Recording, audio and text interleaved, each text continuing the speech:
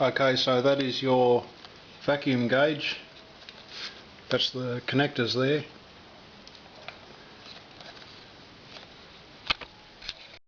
The vacuum gauge is connected. There's no splits or anything in the pipe, or it's not kinked or blocked.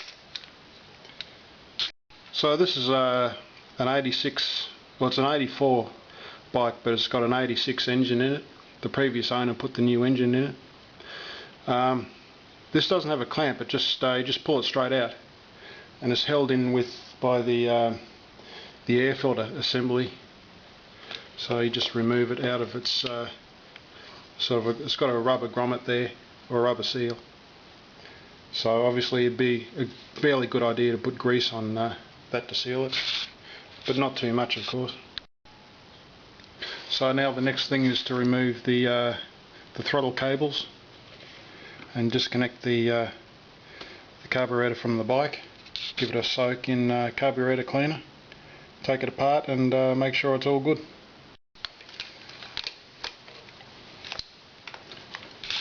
So just disconnecting the vacuum gauge connector.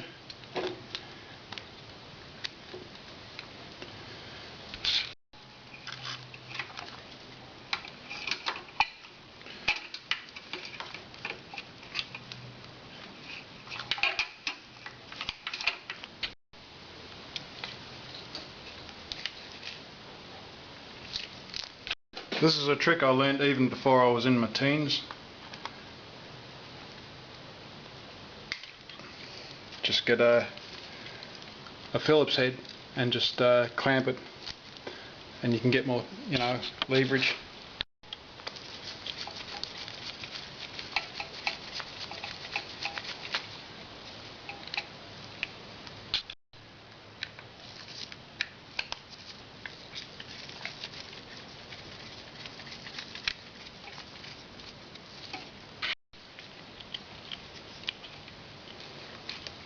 So now I should be able to remove my cable.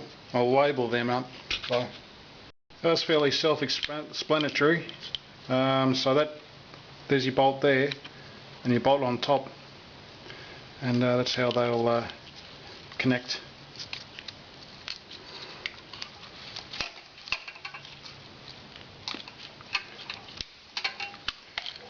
Voila. Okay, so that's it. That's a metal manifold. There can't really be any splits or cracks in that. I'll be tightening up these Allen bolts, and it all looks good. That's a rubber gasket, and the carburetor just pushes into that. That's a connector for the electronic vacuum gauge. They're the two threads that hold the air cleaner assembly on.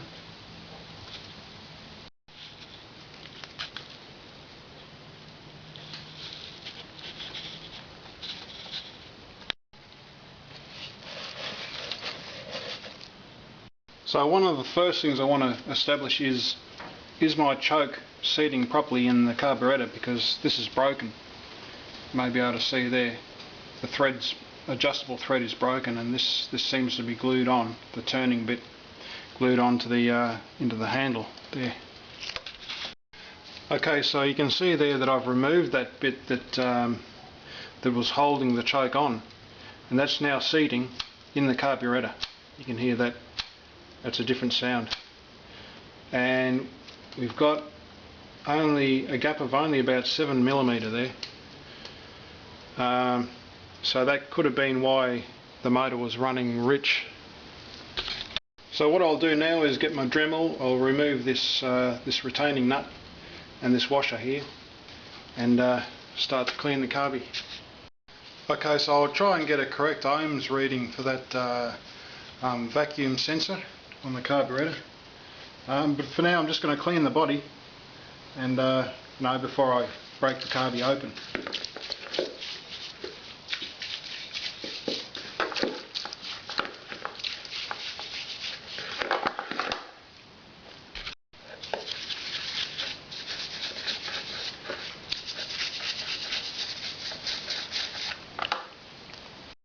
At this point you really want to be wearing eye protection.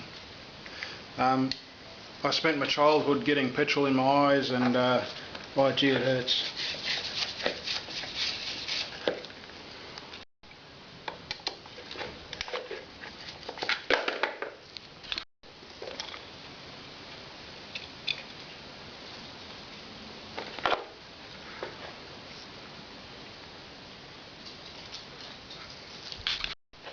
Okay, so I've got a diaphragm here locking into a metal ridge around the edge of the top of the carburetor,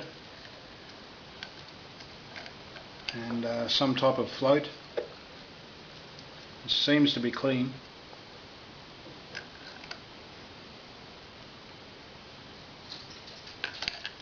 That drops into a say a 1-inch hole. So the top of the carburetor, you've got a slot here that sits inside this spring. The top of the spring compresses down. It's got a float on it, as I said, and that's it.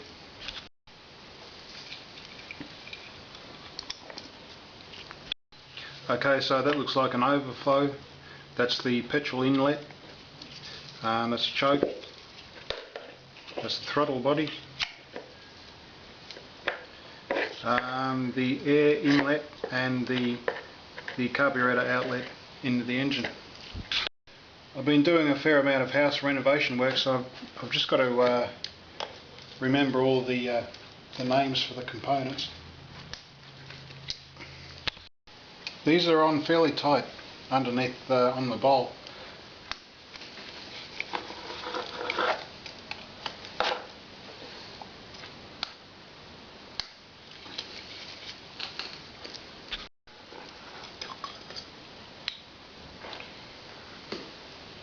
Okay, it looks fairly clean, so there's your float. Don't want these screws to fall out. The bowl has a fair amount of sediment in it. It's not very clean. I don't have a high pressure, anything high pressure to clean out these valves and everything. Okay, so start cleaning it. Okay, so that's the back of the carburetor, that's the air inlet, and that's how it goes together. So just get it lined up, and that's it.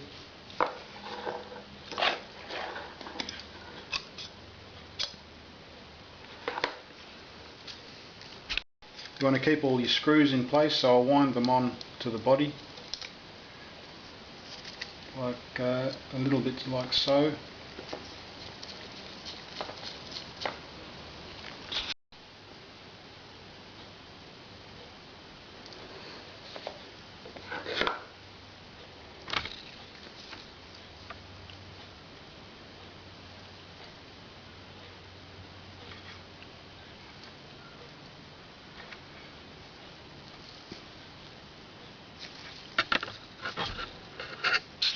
So there's this metal rod sitting on the what's this part of the accelerator body, and you've got this rubber bit there, and just slips in there into that rubber jacket there, and that activates something at the bottom of the carburetor.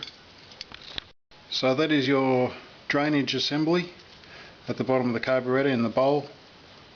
You just undo that and be able to drain the carburetor out of the petrol out of your carburetor. One thing about this this sediment, this petrol build-up here at the bottom of the carburetor, it's not loose or anything. It's sort of a bit of like a powdery dust. Okay, so I've got the top off the carburetor. I've wound the screws into the body of the carburetor. Just take out the float. Now with this I've got injector cleaner. With carburetor cleaner, I don't think it's wise to put the rubber in the cleaner. I don't think it'd be very good for the rubber. This is only a very thin piece of rubber membrane here, so I'm going to try and remove all of the rubber seals. Okay, so the main body with the pins, so that's your float.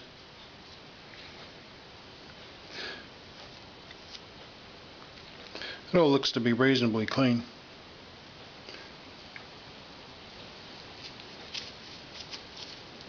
Maybe not. It's a fair amount of soot in there.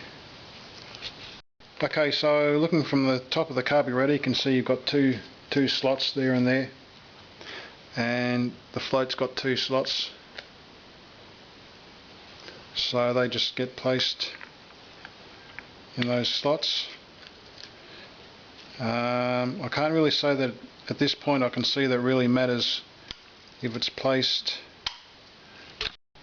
Okay, so the float can only go in one way, so it can't go in that way there. Everything's out of alignment, so there's only one way it can sit. So yeah, like so.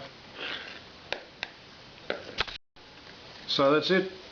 Disassembled 1996 Evo Sportster carburetor.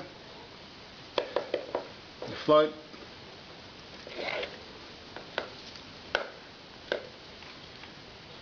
That's it. Give that a good clean up, and everything should be sweet. Okay, so you've got this little L pin that'll sit in there like that, and that'll go to the underneath of the throttle body.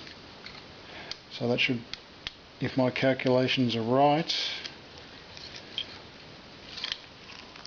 just trying to figure out how that went in. That actually goes around and up from the carburetor and out like so.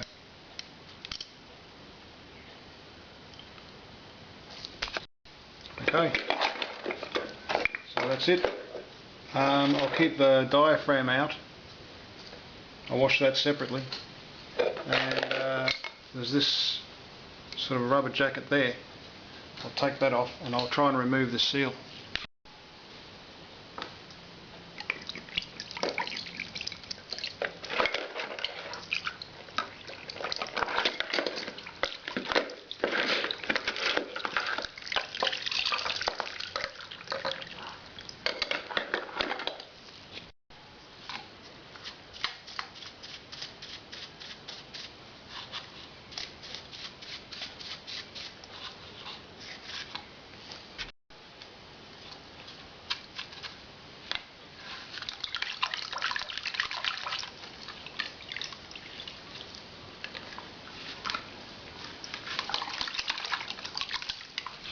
When I was a kid and I used to clean my carburetors for racing, I used to go down to the local garage and they used to have a high pressure pump, and I'd clean them that way, just with high pressure.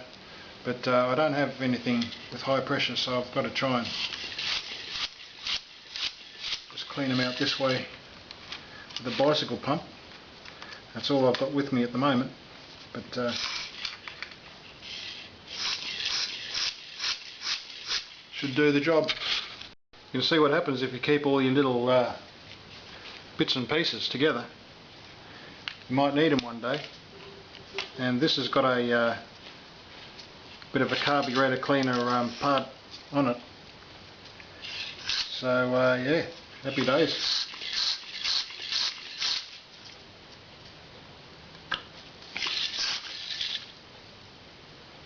Try and get that to sit down in there.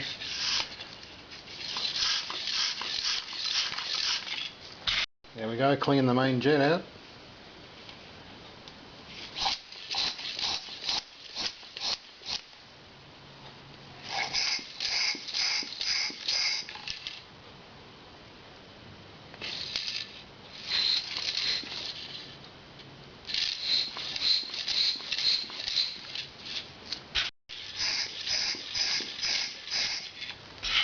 Okay, so that all seems clean, and there's no problems with the carburetor. So I'll just start reassembling it. What I'm going to do is just put a little bit of engine oil on this its float.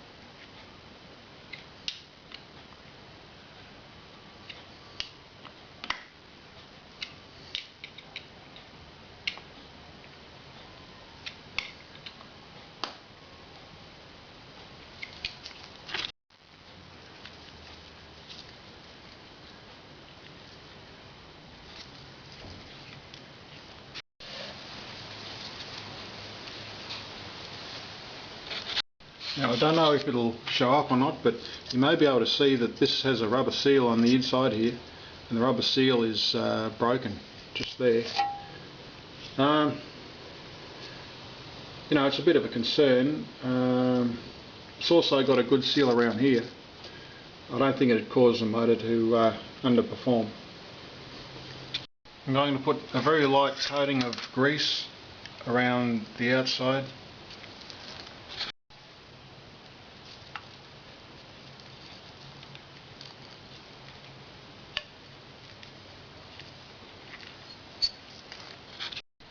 And on the inside of the gasket.